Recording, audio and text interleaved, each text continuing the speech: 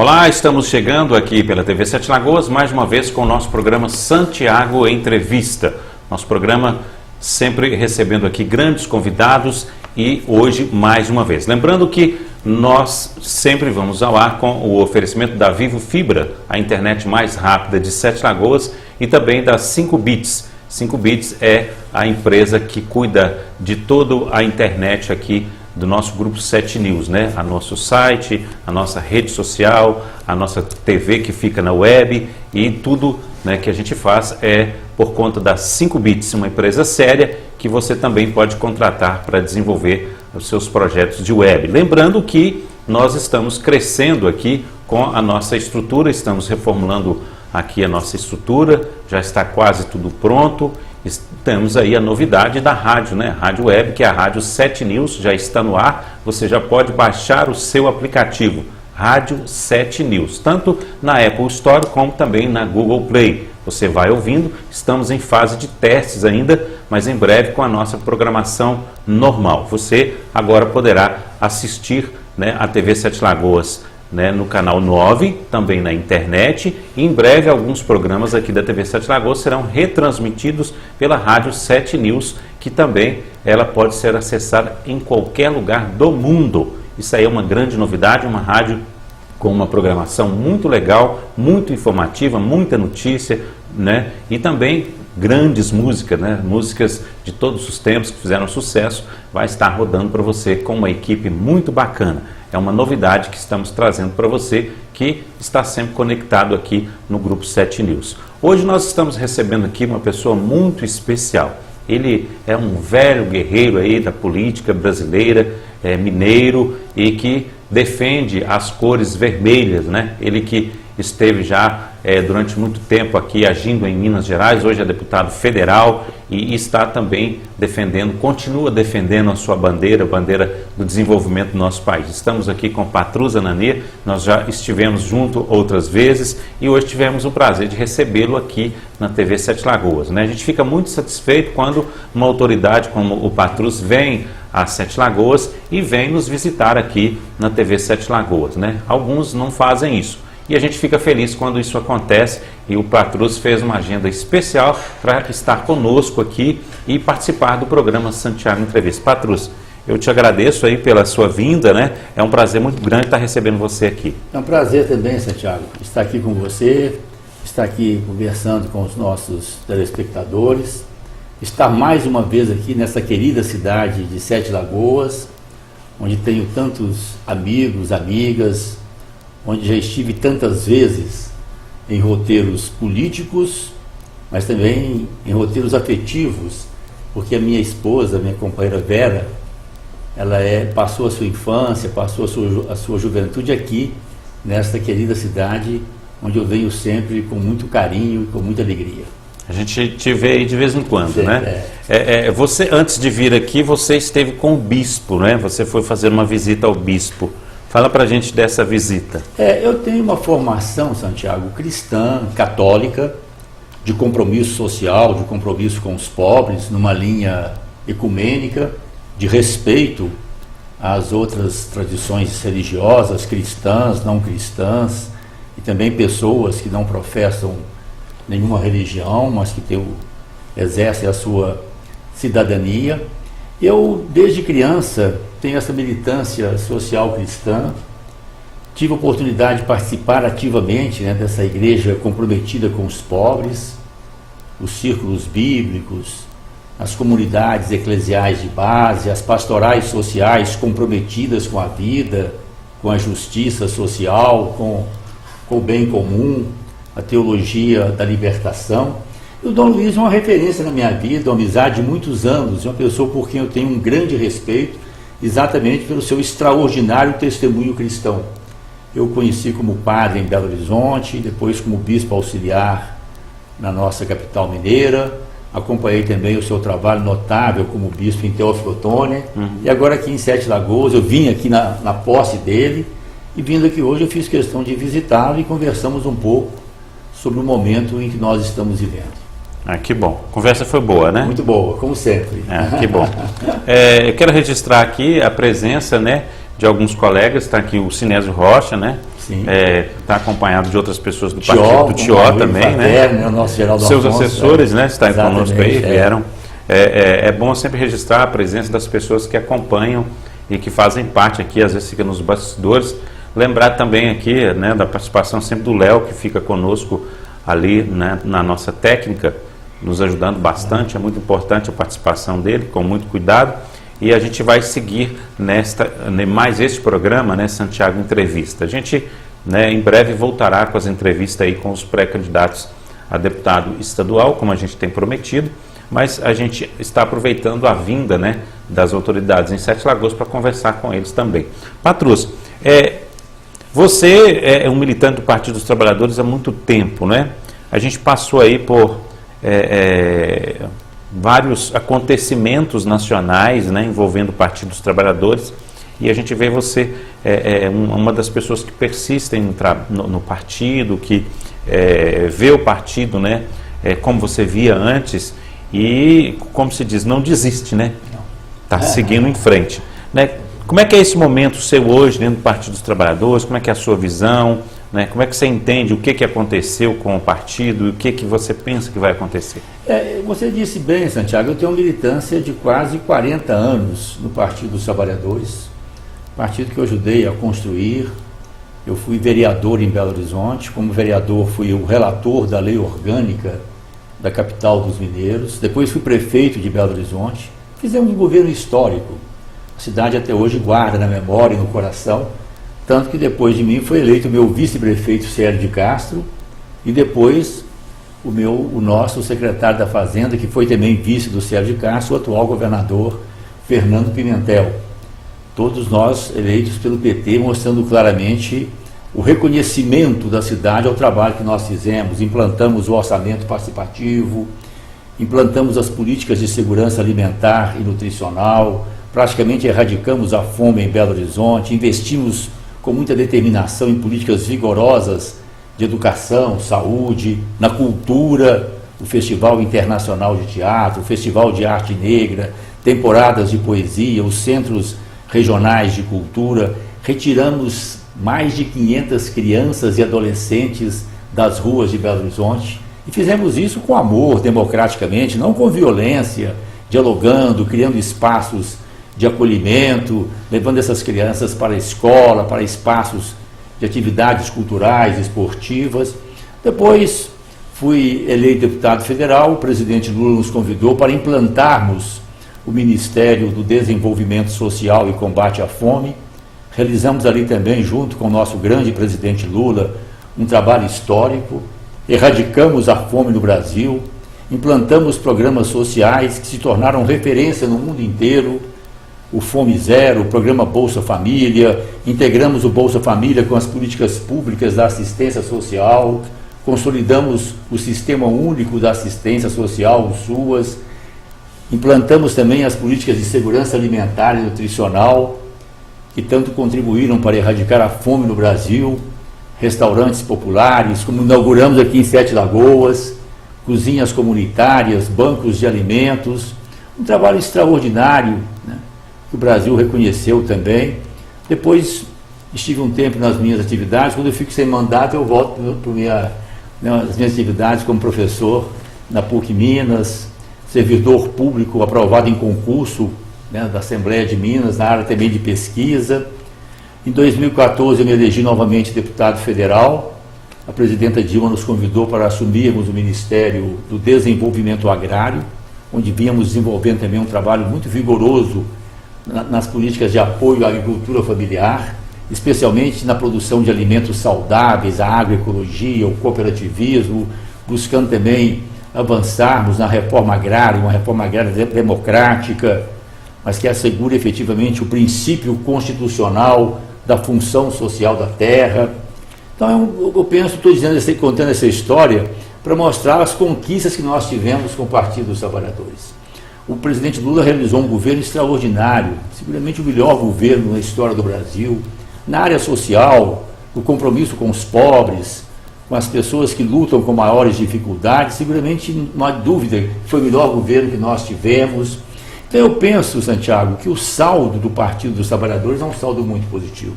Cometemos erros, somos humanos, né? Estamos fazendo a nossa autocrítica, o nosso exame de consciência, temos muito o que aprender, o que aperfeiçoar, mas o que eu tenho muita convicção é que o golpe que afastou sem fundamentação jurídica a presidenta Dilma, que vem desmontando tudo que nós fizemos de bom nos governos Lula e Dilma, especialmente em benefício dos pobres, as políticas sociais, tudo que nós defendemos com a nossa política externa de afirmação dos superiores interesses do Brasil, da nossa soberania, vem sendo desconstruído. E tiveram também, e prenderam o presidente Lula, numa prisão, a meu ver, sem fundamentação jurídica. Eu escrevi já sobre isso, o presidente Lula é um preso político. Então esse golpe, ele tem uma coerência, ele vem se desenvolvendo, afasta Dilma, impõe uma agenda de desmonte dos direitos sociais, da soberania do Brasil, prende a maior liderança popular da história do país, para servir a quem? Nós estamos vendo hoje, para servir os interesses do grande capital, especialmente do capital financeiro internacional, das multinacionais, mas também interesses de nações poderosas, às quais não interessa que o Brasil se afirme como uma nação independente, soberana, dona da sua história, do seu território e do seu destino, uma nação economicamente forte, socialmente justa, que tome conta de todos esses 200 e tantos milhões de brasileiras, brasileiros, né? Um compromisso também com as gerações que estão chegando, um compromisso com a preservação das nossas riquezas, do nosso patrimônio histórico, cultural, mas também ambiental, das nossas águas. Então é claro que existem forças poderosas que estão hoje atuando para impedir o desenvolvimento do nosso país. E nesse contexto, né, concluindo a pergunta que você fez e prestando contas aqui aos telespectadores, a avaliação que eu faço é que nós cometemos erros, mas o saldo é muito positivo, tanto que as pessoas estão reconhecendo isso. O presidente Lula, na prisão injusta, política, continua liderando as pesquisas para a presidência do Brasil, continua crescendo nas pesquisas, na aceitação e diminuindo também a rejeição, tanto dele como do Partido dos Trabalhadores, que volta a ser também hoje o partido mais querido do povo brasileiro. Ô Patrus, tudo bem. Eu acho que você defendendo a sua bandeira, né, eu posso até, de certa forma, até dizer aqui que eu também votei no Lula, né, tinha uma expectativa muito grande.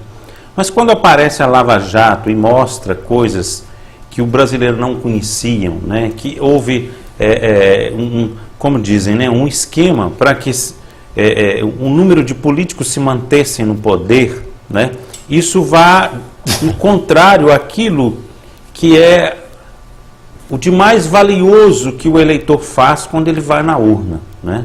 Ele vai lá com o seu coração, ele vai lá com a sua esperança, né, de colocar ali a confiança em um cidadão para representá-lo.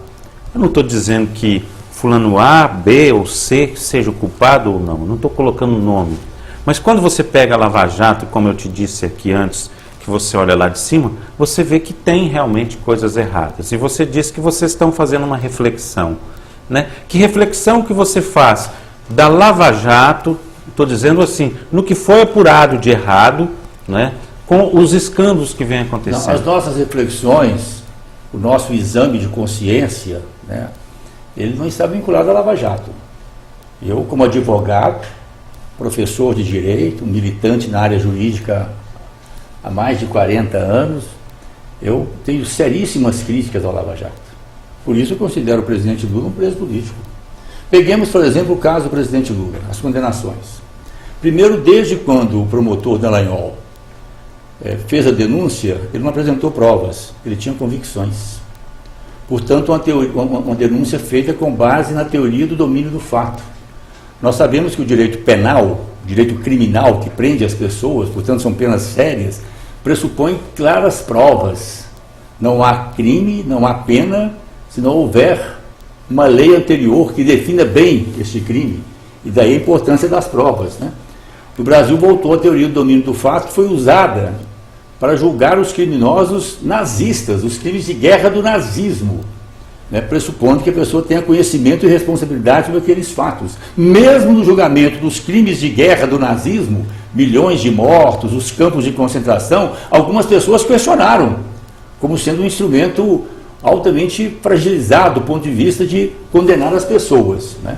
Tivemos então a questão da teoria do domínio do fato.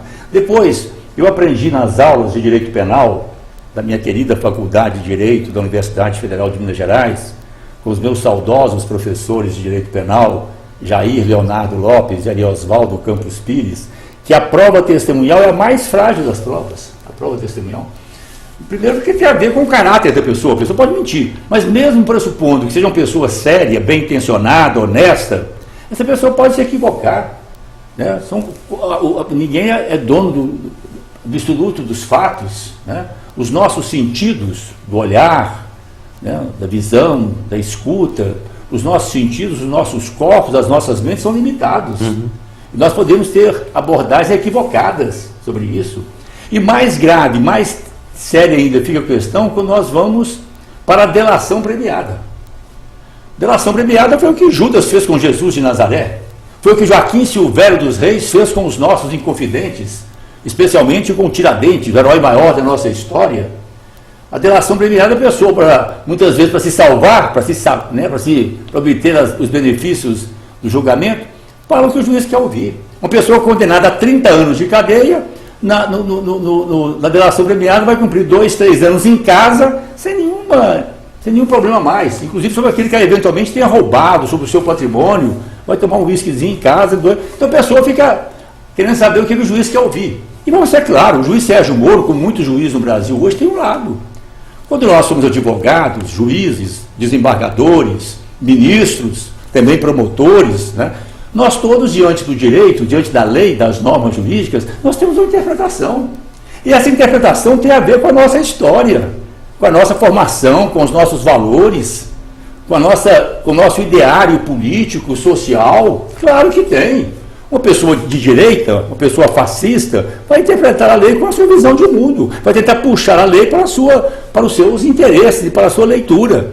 Assim também as pessoas liberais, as pessoas mais à esquerda, as pessoas que têm um maior compromisso com a democracia, com a justiça social, com os pobres, né? Então, nós sabemos claramente hoje que o juiz Sérgio Moro, por exemplo, além de muitos outros do Poder Judiciário do Brasil, estão sendo influenciados claramente pelas ideias da direita, do neoliberalismo, do Estado mínimo, né? A hostilidade do juiz Sérgio Moro ao presidente Lula é clara, é visível desde o início. Ele tinha um objetivo claro na vida, condenar o presidente Lula. Aí vem outro aspecto também. Por que julgaram o Lula tão depressa?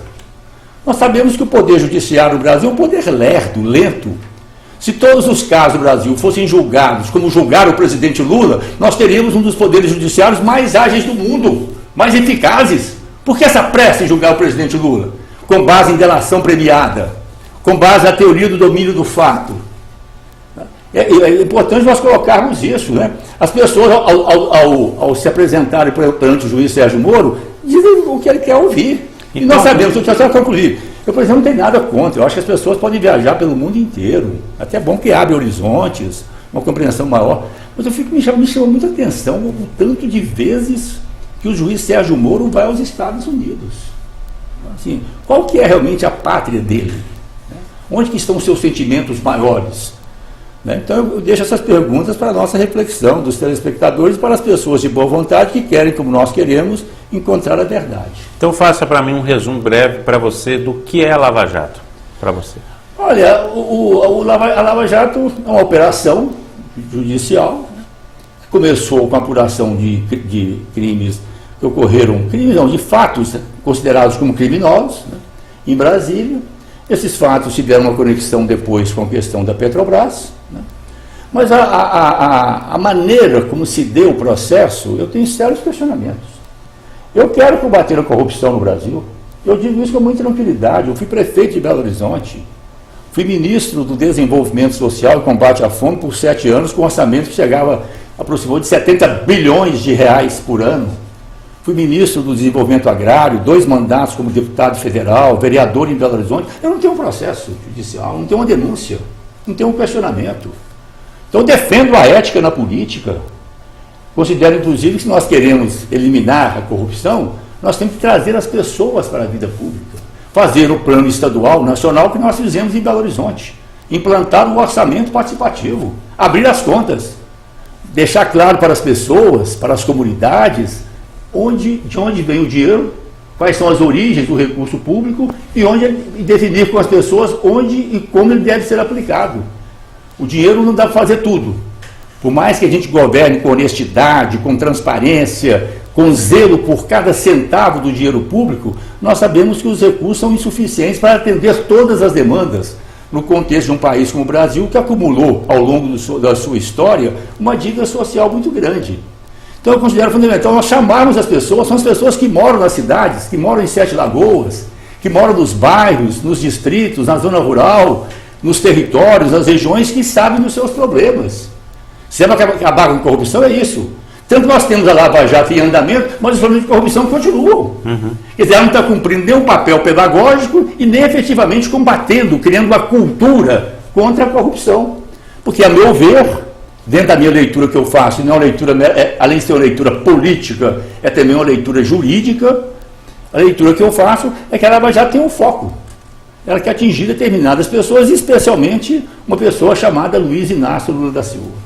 Agora, para a gente finalizar o bloco aqui, já que a gente está falando a nível nacional, como que você vê o Partido dos Trabalhadores nas próximas eleições? Teremos candidato a presidente da República? Não teremos? Se tiver, seria quem? Se não tiver, qual que seria a situação? Eu defendo que o Partido dos Trabalhadores tenha candidato a presidente, tenha candidato a todos os seus cargos, governador. Nós somos o maior partido de esquerda.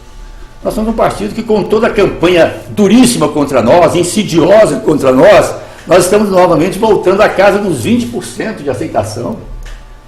Nós já governamos com êxito o Brasil, fizemos um grande governo, tivemos experiências positivas, como foi a nossa experiência na Prefeitura de Belo Horizonte. Então eu defendo que o PT tenha candidatos em todos os níveis. O nosso candidato é o presidente Lula, pela sua história, pela sua liderança. Mas você acredita que ele conseguirá? Nós vamos até o final, porque nós entendemos que ele está sendo condenado injustamente. Nós entendemos que ele é um preso político, sem fundamentação jurídica na sentença inicial que o condenou. Então nós vamos até o limite para que ele seja o nosso candidato.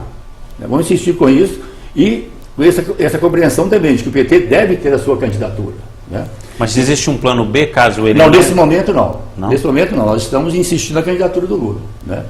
E considero importante nesse momento que o PT se apresente cada vez mais perante o povo brasileiro.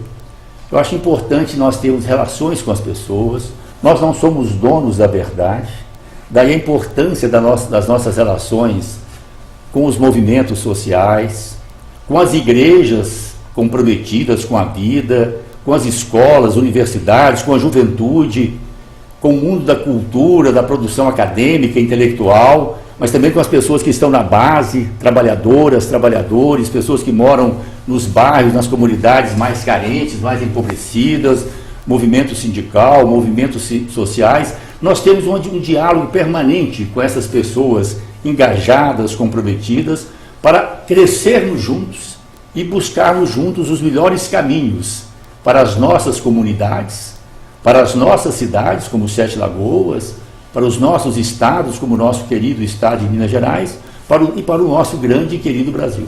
Ok. Nós vamos fazer um pequeno intervalo, daqui a pouquinho voltamos com o segundo bloco, conversando hoje com o deputado federal Patrus Ananias. Já já voltamos. Muito obrigado.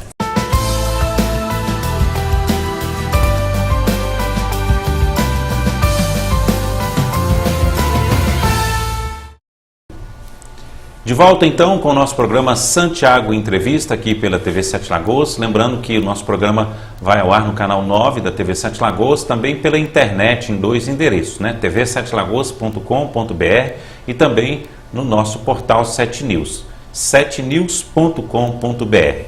Após a nossa exibição, a gente deixa também o nosso arquivo à disposição para você no nosso canal do YouTube. É só você acessar YouTube/TV Sete Lagoas. Se você assistiu essa entrevista e quer indicar ela para alguém, é só indicar o nosso canal do YouTube, que ela vai ficar disponível lá para que outras pessoas possam ter acesso. Lembrando que em breve estaremos com mais canais de comunicação, criando aí também outras plataformas, né? Teremos, né, em breve o nosso blog, teremos também o Twitter, teremos o Instagram e também mais um novo Facebook, que é a rede social bastante completa, né, que a gente está criando para a gente cruzar as informações e ter aí um número ilimitado de pessoas que possam seguir o nosso conteúdo aqui do Grupo 7 News. Estamos conversando hoje, recebendo aqui com muito prazer, Patrus Anania, deputado federal, ele que é de Minas Gerais, tem grandes ligações aqui com Sete Lagoas e está conosco aqui falando um pouco, né, da sua vivência política.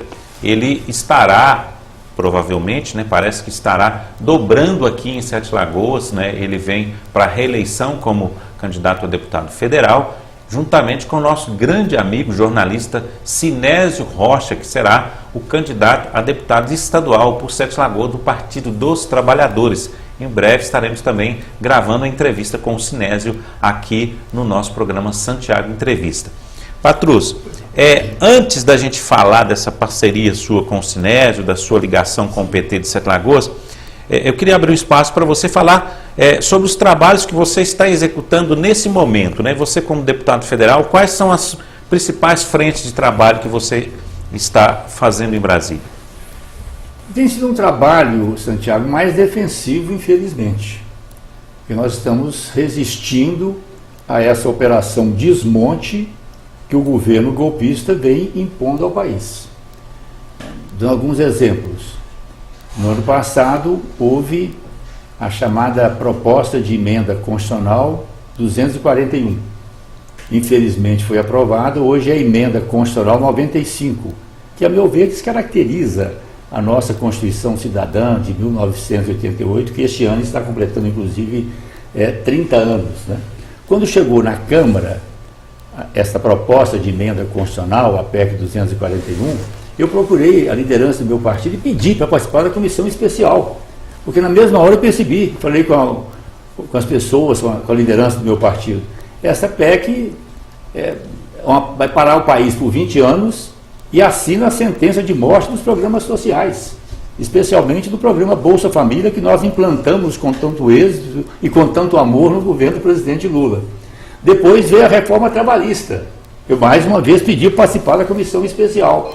Como durante muitos anos militei na advocacia trabalhista, sempre do lado de sindicatos de trabalhadores, movimentos sociais, associações comunitárias, porque logo eu percebi que não era uma reforma trabalhista, era o início do fim do direito do trabalho no Brasil, penalizando duramente as classes trabalhadoras, as pessoas mais pobres, humildes, e criando problemas até mesmo para os empresários, que estão percebendo isso, porque criou uma maior insegurança jurídica nas relações de trabalho no Brasil.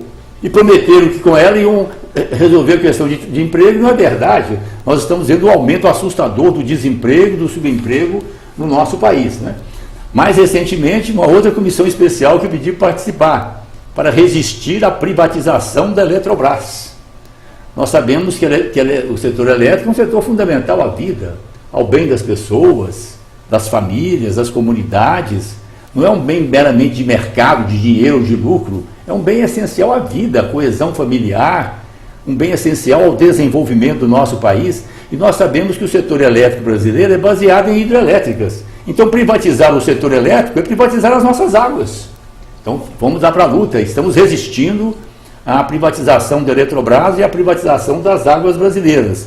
Além de outras lutas, mencionei aqui as três em que eu participei diretamente, agora estamos com mais uma também, que estamos participando, um projeto de lei que libera o uso de agrotóxicos, de venenos na agricultura brasileira. Produtos proibidos em vários países do mundo, na Europa, nos Estados Unidos, estão liberando a venda aqui no Brasil. Nós queremos a produção de alimentos saudáveis, alimentos que efetivamente promovam a saúde e a vida das pessoas. Né? Além disso, nós constituímos, iniciativa do nosso mandato, a Frente Parlamentar em Defesa da Soberania Nacional. É uma frente de deputados, senadores, eu fiquei como secretário-geral, o senador Roberto Requião do Paraná é o presidente, é uma frente suprapartidária, onde nós estamos exatamente defendendo o patrimônio nacional, a soberania do Brasil, a soberania popular, lutando para que o Brasil não seja entregue totalmente, como estão fazendo aí com o pré-sal, querem fazer com a Eletrobras. Estou também hoje a assumir a Secretaria Nacional Agrária do Partido dos Trabalhadores, para a partir da experiência que nós tivemos no Ministério do Desenvolvimento Social e Combate à Fome, depois do Ministério do Desenvolvimento Agrário, Santiago, nós continuamos também esse trabalho de desenvolvimento da agricultura familiar, no apoio à agroecologia, ao cooperativismo, e também discutindo com a sociedade brasileira essa questão das reformas fundamentais, que são as reformas agrária, urbana e tributária, para nós tornarmos realidade o princípio constitucional que remonta às origens da tradição cristã da função social da propriedade e das riquezas.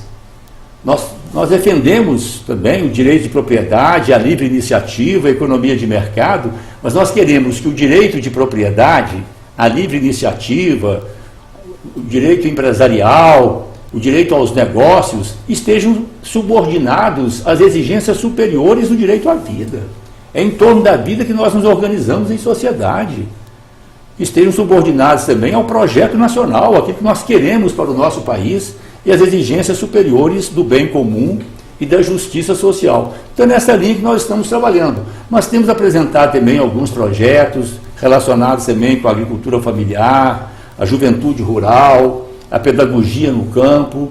Estamos, então, eu participo como membro efetivo da mais importante comissão da Câmara, que é a Comissão de Constituição e Justiça e Cidadania.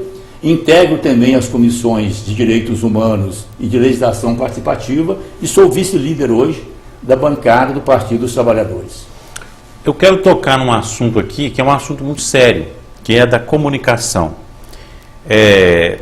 Para você ter uma ideia, eu quero citar alguns nomes aqui, que eu entrevistei aqui nesse mesmo programa. Nós entrevistamos aqui o Diniz Pinheiro, nós entrevistamos o Márcio Lacerda, nós entrevistamos o João Batista, entrevistamos o Romeu Zema, e você também aqui agora conosco, né? Nós falamos aí com vários pré-candidatos a deputado federal.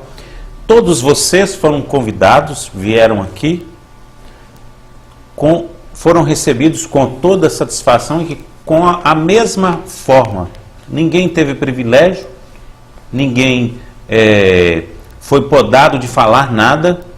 E eu te digo uma coisa, porque vocês estão numa TV comunitária. Sim. Então, a TV comunitária, ela é somente no cabo, você sabe dessa história toda. Sim. A gente lutou a vida inteira e a gente esmagado no cabo. Até ainda quando a Dilma era presidente, a gente tinha até uma verba publicitária do governo. Após a Dilma sair, cortou-se a verba, nem isso temos mais. E o outro detalhe é o canal da cidadania. Eu peço licença aqui até o prefeito Leone Maciel, porque ele está batalhando para que a cidade de Sete Lagoas tenha o canal da cidadania, né? Eu também sou um incentivador disso, porque é o canal da cidadania que levaria a TV Sete Lagoas para o canal aberto.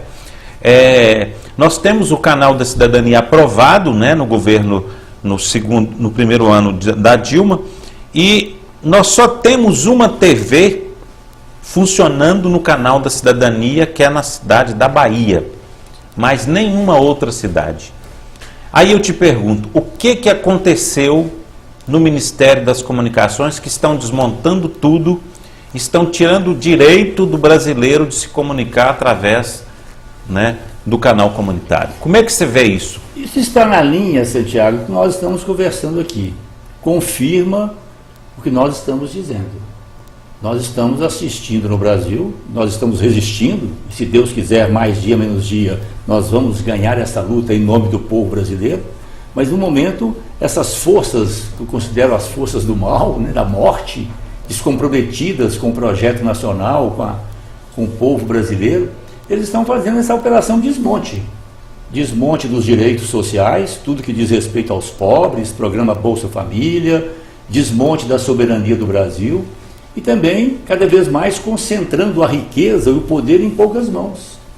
Rádios comunitárias que nós defendemos, né, e nessa perspectiva, a TV comunitária, o canal de cidadania, implica uma democratização dos meios de comunicação, que nós defendemos, fundamental. Hoje a mídia no Brasil, a comunicação está em pouquíssimas mãos. 4 ou 5 famílias poderosas, muito ricas, controlam a comunicação no Brasil. E essas famílias estão articuladas com outros grupos econômicos poderosos, que são os anunciantes nos seus canais de televisão, nas suas emissoras de rádio, nos seus jornais, nas suas revistas, e nós temos famílias poderosas que têm isso tudo. Tem canal de televisão, tem emissora de rádio, tem jornal, tem revista, né? Controlam a comunicação do país. Então nós não temos liberdade de imprensa. Por isso nós defendemos, sim, com muito vigor, no nosso mandato, a democratização dos meios de comunicação, que pressupõe descentralizar, regionalizar, estimular o surgimento de emissoras de televisão, rádios comunitárias, né? É isso que nós defendemos. E você pode contar com a nossa total solidariedade, né? A TV Sete Lagoas vai ter em nós um aliado nesse sentido, de defendermos a abertura de canais de televisão comunitárias, né? E vamos lutar também pelo canal da cidadania. É importante nós lembrarmos isso, Santiago. Essa mesma mídia hoje que controla a imprensa no Brasil, essas 4 ou 5 famílias poderosas economicamente, articuladas com outras famílias também ricas, né, que são os anunciantes e os grandes grupos econômicos internacionais e nacionais, eles foram serviçais da ditadura. É uma imprensa que foi totalmente submissa à ditadura. Eu venho de uma geração que lutou contra a ditadura. E quero dizer aqui para os telespectadores, especialmente para os jovens, que ditadura é muito ruim. Nós não podemos aceitar a ditadura, porque a ditadura determina o livro que a gente pode ler, o filme que a gente pode assistir, a peça teatral, a música que a gente pode ouvir. Na ditadura as prisões são arbitrárias, perseguições mesquinhas, pessoas que desaparecem, tortura, não tem liberdade de comunicação. E nesse contexto da ditadura, essa grande mídia brasileira foi submissa. Nós é que defendíamos na época com vigor, entre outras liberdades democráticas, a liberdade de imprensa. Está claro hoje para nós que essa liberdade de comunicação que nós defendemos, ela precisa ser descentralizada e democratizada. Então eu vou registrar aqui e mandar o recado ao prefeito Leandro Maciel que temos aqui um deputado federal que está disposto a ajudar no canal da cidadania de Sete Lagoas, que é um projeto que está, né, como se diz, tentando resistir, tentando chegar lá, né, que realmente a gente vive ainda de sonho, né, porque do jeito que está muito complicado, né. Vamos falar então agora da política mineira. A gente sabe que a gente tem aí como pré-candidato o nosso atual governador Pimentel, né, e temos também aí ouvido muito falar que a Dilma Rousseff seria candidata por Minas Gerais, né, pelo Senado. Como é que está essa situação? Olha, na conversa que nós tivemos antes, Santiago, uma conversa fraterna, né, antes do programa, eu coloquei isso para você. Quer dizer, eu estou presente aqui em Minas, tenho viajado muito pelo nosso estado, participado de reuniões, debates, recebo muitos convites, né, para conferências, palestras, eventos.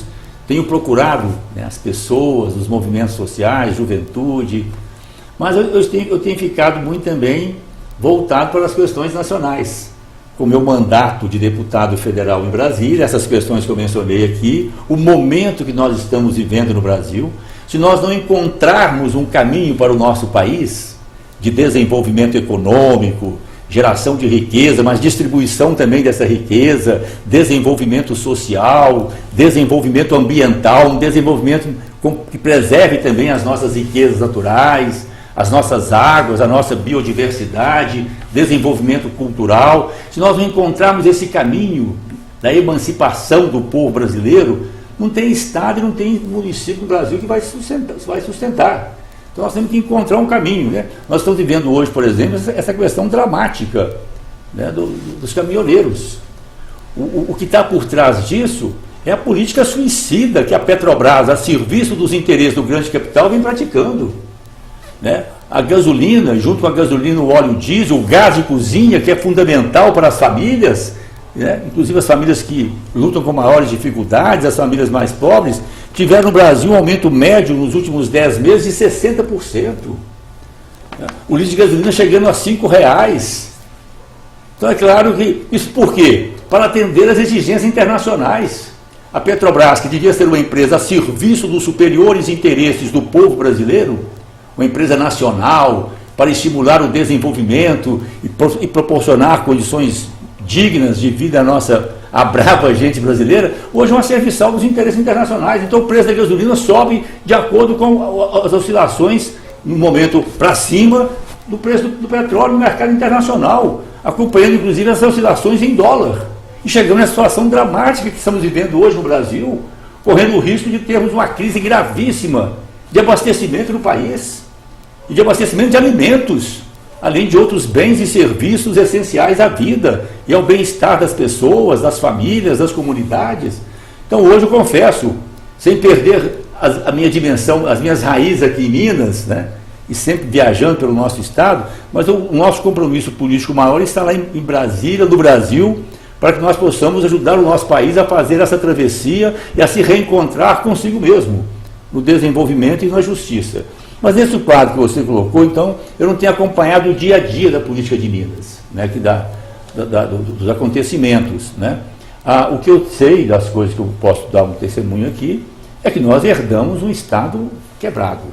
Né? O choque de gestão das administrações passadas foi um choque de gestão de verdade, queimou o Estado, né? Foi um choque, né? Queimou as políticas públicas, né? Os investimentos, né?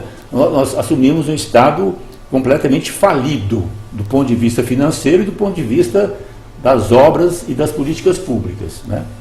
Nesse contexto, eu considero fundamental, né, que nós encontremos aqui em Minas também um caminho de desenvolvimento. Eu penso que o governador Pimentel vem desenvolvendo uma prática muito importante, está muito ligada àquilo que eu considero o desenvolvimento territorial vinculado à democracia participativa, ao planejamento e ao orçamento participativos das pessoas, né, dos movimentos sociais, a partir dos territórios, que essa territorialização de Minas Gerais e a presença do governador constantemente com as lideranças e militantes nessas regiões. Eu penso que essa questão é muito importante, porque eu penso que um estado grande como Minas Gerais, isso vale para o Brasil também, que é um país continental, nós não podemos perder de vista o projeto que nós queremos para Minas Gerais, para o nosso país, mas temos que trabalhar também as diferenças territoriais, regionais. Nós temos em Minas e no Brasil regiões que têm características muito comuns, características históricas, culturais, econômicas, ambientais, geográficas, muitas vezes referenciadas também em bacias hidrográficas. Então é fundamental nós trabalharmos as vocações, as potencialidades dessas regiões. E isso abre também o espaço, como eu disse, para a participação das pessoas, participação no orçamento, saber de onde que vem o dinheiro e onde e como deve ser aplicado. Então é fundamental nesses territórios, nessas regiões, nós ajudarmos na organização das pessoas para que elas decidam quais são as prioridades de recursos, seja do governo federal, seja do governo estadual, sejam das prefeituras, que devem ter interações mais integradas para promover esse desenvolvimento territorial e regional. Você veio a Sete Lagoas para fazer uma visita, né, às pessoas do seu partido, né, aqueles que militam aqui em Sete Lagoas. O que está programado para você? E eu gostaria que você falasse também desta parceria futura na sua dobradinha com o Sinésio Rocha. É uma grande alegria estar aqui em Sete Lagoas mais uma vez, essa parceria com o nosso candidato, pré-candidato, né? Eu sou pré-candidato a deputado federal, o Sinésio é pré-candidato a deputado estadual. Nós teremos hoje, já tivemos uma anterior, já estive aqui em Sete Lagoas há alguns meses, teremos hoje uma reunião com a militância do Partido dos Trabalhadores, discutindo essas pré-candidaturas, à luz também dos problemas e dos desafios da cidade e daqui do entorno de Sete Lagoas, da região. Depois vamos ter também uma reunião mais ampliada com pessoas comprometidas com a democracia, pessoas que não são necessariamente do Partido dos Trabalhadores, mas pessoas e militantes dos movimentos sociais, movimento estudantil, pessoas de boa vontade, que querem, como nós queremos, construir a partir das nossas comunidades, das nossas cidades, dos nossos municípios, das nossas regiões, espaços de justiça, de solidariedade, de cooperação entre as pessoas, na perspectiva de construirmos sociedades que atendam às necessidades das pessoas e promovam efetivamente o bem comum, a justiça social. Eu tenho aqui em Sete Lagoas também amigos muito queridos. Você mencionou a visita que nós fizemos ao bispo, Dom Luísio. Eu tenho também aqui um amigo muito fraterno com quem já estive e pretendo estar outras vezes, que é o Flávio de Castro, professor, que foi nosso chefe de gabinete quando eu fui ministro do Desenvolvimento Social e Combate à Fome no governo do presidente Lula. Então nós estamos encontrando também essas pessoas para que a gente possa ter uma presença efetiva aqui e contribuir também no desenvolvimento de Sete Lagoas. Patrus, eu tenho comentado aqui nos outros programas com os políticos sobre a questão do voto, a importância do voto, né? E a gente trouxe aqui recentemente o juiz eleitoral com uma pergunta muito importante que a gente achava, né, que era para esclarecer para o eleitor o que significa o voto dele, né? A gente sabe que tem na rede social, corre muito aí algumas campanhas, muitas delas até falsas, que falam que se você votar em branco, votar nulo ou não votar, anularia a eleição. Sabe que isso aí é tudo uma mentira, né? Como é que você vê o eleitor nesse exato momento e a importância do voto dele? Claro, eu vejo com apreensão o crescimento do voto branco, do voto nulo, das abstenções, embora eu respeite essa opção, as pessoas estão fazendo uma coisa que elas são donas do seu voto. Seria uma forma de protesto. Mas eu considero delicada essa forma de protesto, ela pode ter um efeito contrário, porque a pessoa deixar de votar, ela está contribuindo para que sejam eleitos aqueles que compram votos e que representam o que há de pior na política. Nós temos hoje no Brasil alguns feudos eleitorais, nós temos alguns temas que estão criando assim, uma espécie de um mercado. Eu diria que é um pouco a volta do coronelismo, do voto de cabresto, né? Nós temos votos assim que as pessoas não refletem sobre eles. Votam por razões ou econômicas, vendendo o seu voto, ou por vinculações afetivas, sem maiores questionamentos com os candidatos. Eu considero fundamental, Santiago, quero refletir isso com os telespectadores, que as pessoas votem de forma consciente e que nós recuperemos a dimensão da política. É claro, nós temos que lutar sempre contra a corrupção, a politicagem, o uso indevido da política para interesses pessoais, de grupos, interesses econômicos, ou até mesmo interesses religiosos, né, ou interesses de corporações. Nós temos que pensar em Sete Lagoas, nos nossos municípios, né, nas nossas regiões, em Minas Gerais. Nós temos que pensar no Brasil, nesta grande e querida pátria brasileira, o que nós queremos para nós e para os nossos filhos, para os nossos netos e para os netos dos nossos netos. Então, Santiago, é uma campanha hoje muito ruim contra a política.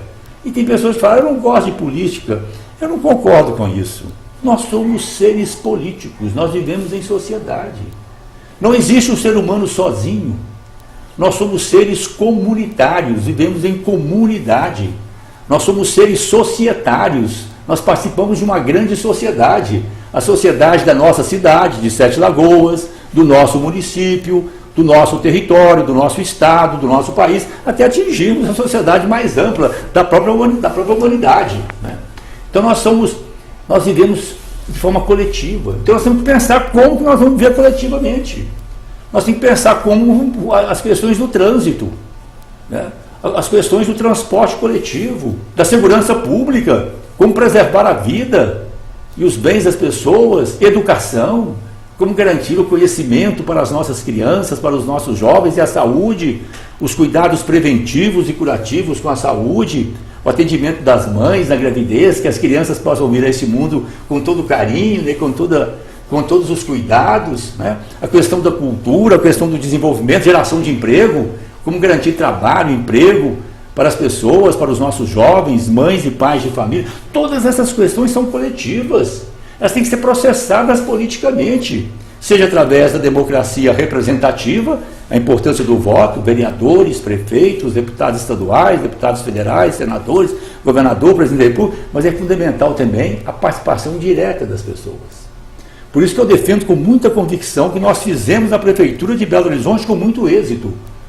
A participação direta das pessoas, que elas participem do planejamento, o que nós vamos fazer com o dinheiro público, e que elas participem da execução do orçamento, onde e como aplicar o dinheiro público.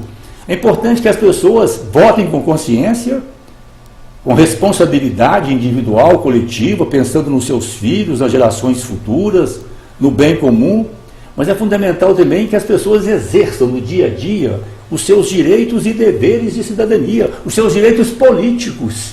palavra política é muito bonita, ela vem de polis. Polis quer dizer cidade em grego. Quer dizer, política é aquela pessoa que se preocupa com a cidade. Antigamente, milhares de anos atrás, 2.500 anos, 2.300 anos atrás, na Grécia, em Roma, os estados eram pequenos, eram cidades. Não tinham grandes territórios como nós temos hoje o Brasil. Então a palavra é essa, a ideia de política é aquela pessoa que se preocupa com o seu país, com o seu território, com a sua pátria. Então eu quero fazer um apelo aqui, sabe, de coração, Santiago, a todas as pessoas que deem a sua contribuição. Nós precisamos de cada um, de cada uma, para que juntos a gente possa construir o país que nós queremos e merecemos. Patrus, eu vou encerrar te dizendo o seguinte: nós, como 7 lagoanos, nós defendemos a eleição de deputados aqui de 7 Lagoas para que defenda a nossa cidade, para que nos ajude a cuidar da nossa cidade. Nós estamos órfãos de um deputado federal. Nosso último deputado federal, seu amigo Márcio Reinaldo, né? Nós não temos mais ele aqui. E nós temos aí 5 pré-candidatos, e eu acredito que uma cidade porte de 7 Lagoas com 5 pré-candidatos corre o risco de não eleger nenhum. Então, desta forma, provavelmente a gente continue sem deputado federal. E você sendo reeleito, logicamente você vai contar com os votos de 7 Lagoas. Eu acredito que várias pessoas irão votar em você. E eu gostaria de um compromisso seu com 7 Lagoas na sua reeleição, de que você passasse a vir mais a 7 Lagoas, que você vivesse mais a vida de 7 Lagoas, que você também colocasse verbas nas suas, aquelas, né, verbas que existem, né, que o deputado possa colocar, né, na nossa cidade, para que ajude o desenvolvimento da nossa cidade. Nós temos aqui um hospital, que é um hospital regional parado, temos outras obras paradas, porque nós não temos aí como buscar esse recurso, não tem, né, um deputado da cidade como a gente teve durante vários mandatos. Então eu convoco a você a fazer parte de 7 Lagoas nesse sentido, na sua próxima estada lá em Brasília como deputado federal. Eu aceito a sua convocação com muito prazer, com muito carinho. Já disse das minhas relações políticas, compromissos que tenho com 7 Lagoas, e também das minhas relações afetivas, por conta da minha companheira Vera, criada e passou a infância, a juventude aqui nessa cidade. A mãe dela, Vera Spaller, foi professora, nome de escola aqui em 7 Lagoas e também em Belo Horizonte. Hoje, na conversa que nós tivemos com o bispo diocesano, esse grande cristão, essa figura que eu respeito e admiro muito, que é o Dom Luísio, nós falamos sobre o hospital. E nós assumimos com ele o compromisso de empenharmos todos os nossos esforços, até mesmo independente de questão eleitoral. Aí é uma questão humanitária, de compromisso com a vida, né? E também de lealdade à minha amizade que eu tenho com o Dom Luísio, de ajudarmos, fazermos todos os esforços para ajudarmos o hospital regional aqui de 7 Lagoas. Na minha vida política, eu posso dizer, Santiago, que onde eu peço votos, eu volto. Mais do que isso, eu tenho um compromisso com as causas que eu sempre defendi. Eu tenho 52 anos de militância política e social. Eu comecei a minha militância política quando, aos 14 anos, eu fui eleito presidente do diretório estudantil da minha terra natal, que é Bocaiúva, né? Aqui no norte de Minas. 7 Lagoas sempre esteve presente no meu roteiro também, né? Seu trajeto. Meu trajeto, mas depois ganhou um espaço próprio também, né? Mas depois, a partir daí, a minha militância, que eu mencionei aqui, ligada a movimentos de igreja, movimento estudantil, a luta contra a ditadura, o compromisso com a democracia, a vinda para Belo Horizonte, a advocacia sindical trabalhista, né? Depois a militância, prefeito, ministro, etc. E a gente procura sempre cumprir os compromissos. Né? Quer dizer, tanto que eu não amplio demais, não saio viajando, procuro ir na cidade onde a gente tem a interlocução.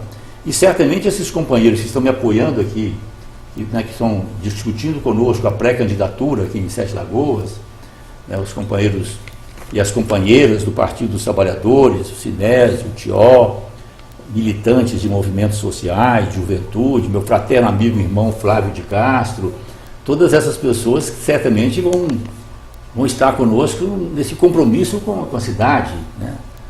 viabilizar emendas, estar presente aqui, diálogo com a sociedade, apoio às causas, luta, o que nós já fizemos. Eu estive aqui em Sete Lagoas muitas vezes, como ministro do Desenvolvimento Social e Combate à Fome. Eu lembro que eu inaugurei um restaurante popular aqui, não sei se está funcionando ainda. Né? Tive outras atividades também aqui, Centro de Referência da Assistência Social, CRAS. Então é claro que esse desafio que você de forma democrática e respeitosa nos faz, eu aceito com a maior tranquilidade. Né? Eu já tenho compromissos políticos, afetivos com Sete Lagoas e vamos reafirmá-los sempre. Né? E também é importante vincular, né, Santiago, que as lutas nacionais que a gente trava, é importante ter o compromisso aqui, né, o compromisso local, regional, o contato direto aqui com as pessoas, com as famílias, com as comunidades, com as entidades, movimentos aqui da cidade, da região. Mas é importante também não perdermos de vista essa dimensão nacional. Essa luta nacional também é fundamental, porque, como eu disse, quero reiterar, se o Brasil não encontrar o caminho que nós queremos, dentro do Estado democrático de direito, sempre no respeito às liberdades democráticas, né? Mas se nós não retomarmos o caminho para gerar emprego, trabalho, políticas vigorosas de segurança pública para protegermos a vida, se nós não afirmarmos um projeto nacional, o que nós queremos para o nosso país, é claro que os nossos estados e as nossas cidades, entre elas a nossa querida Sete Lagoas, não vão se encontrar também.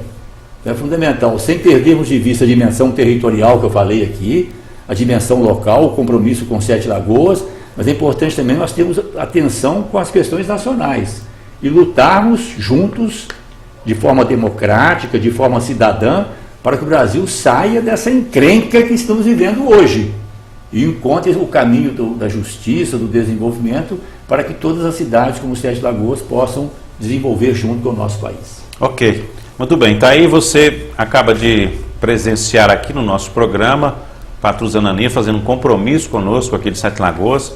Ele faz um compromisso aí de ajudar a prefeitura a conseguir o canal da cidadania, né? Faz o compromisso de defender Sete Lagoas também, caso ele seja reeleito, e vai estar mais presente na nossa cidade no seu próximo mandato, caso ele realmente esteja lá em Brasília. Patrus, muito obrigado e sinta-se à vontade, se você necessitar de voltar, a gente está de portas abertas para você. Eu agradeço também, Santiago, eu agradeço de coração esse espaço, quero parabenizá-lo, é um espaço democrático, debate de ideias, de projetos, e deixar também um abraço muito fraterno, afetuoso, votos de muita paz para as pessoas que nos acompanharam aqui nesta conversa. Muito obrigado. Ok, muito obrigado a você. Voltamos na próxima semana com mais um convidado especial. Até lá então, continue sempre sintonizando aí a TV Sete Lagoas.